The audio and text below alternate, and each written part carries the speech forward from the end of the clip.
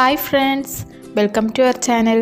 അപ്പോൾ കുറേ ദിവസമായി നമ്മൾ വീഡിയോ ഇട്ടിട്ട് കുറച്ച് തിരക്ക് കാരണം വീഡിയോ ഒന്നും ഇടാൻ പറ്റിയിട്ടില്ല. അപ്പോൾ നിങ്ങൾ ആരെങ്കിലും ഈ ചാനൽ ആദ്യമായിട്ട് കാണുന്നുണ്ടെങ്കിൽ ചാനൽ സബ്സ്ക്രൈബ് ചെയ്യണം, സപ്പോർട്ട് ചെയ്യണം. അപ്പോൾ ഇതൊരു നല്ലൊരു മഴ പെയ്തൊരു ദിവസത്തെ ഒരു വ്ളോഗായിട്ടാണ് ഞാൻ വന്നിട്ടുള്ളത്. അപ്പോൾ മഴ പെയ്തിട്ട് ഞങ്ങളുടെ വീടിൻ്റെ ഫ്രണ്ടിൽ വെള്ളമൊക്കെ കയറിയിട്ടുണ്ട്. അപ്പോൾ അതാണ് ഞാൻ ഫസ്റ്റ് കാണിച്ചത്. അപ്പോൾ രാവിലെ തന്നെ ഞാനിവിടെ കട്ടൻ ചായ റെഡിയാക്കി വെച്ചിട്ടുണ്ട്. നമ്മളുടെ തുളസിയും പനിക്കൂർക്കയും പിന്നെ ഇഞ്ചിയൊക്കെ ഇട്ടിട്ടുള്ള നല്ല കട്ടൻ ചായ റെഡിയാക്കിയിട്ടുണ്ട്.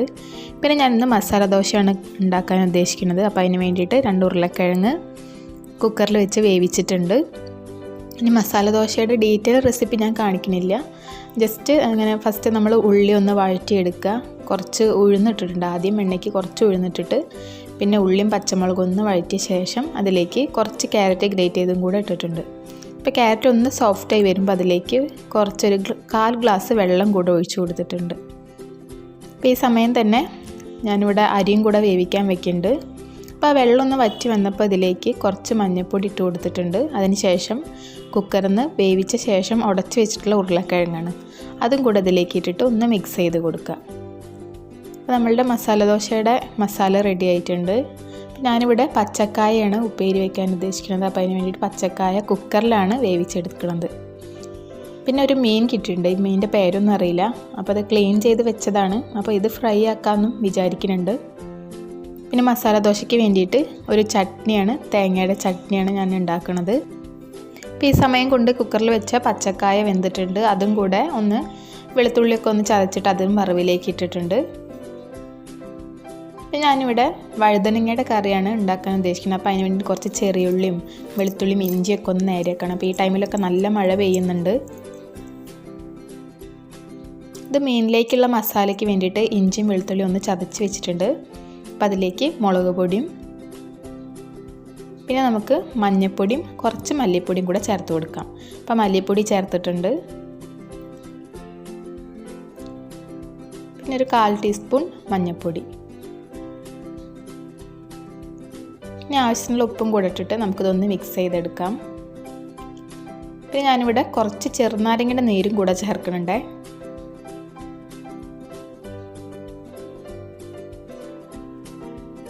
ഇനി ആവശ്യത്തിന് വെള്ളം ഒഴിച്ചിട്ട് നമുക്കിതൊരു തിക്ക് പേസ്റ്റ് ആക്കി എടുക്കാം.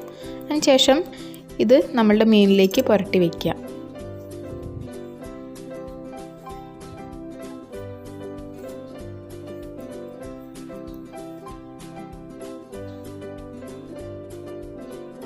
മീനൊക്കെ ഞാൻ ഒന്നും കൂടെ വൃത്തിയാക്കി കഴുകി എടുത്തിട്ടുണ്ട്. ഇനി നമുക്കൊരു 10-15 മിനിറ്റെങ്കിലും ഒന്ന് മാറ്റി വയ്ക്കാം. അപ്പോഴാണ് ഈ മസാലയൊക്കെ മീനിലേക്ക് നല്ലോണം ഇറങ്ങുക.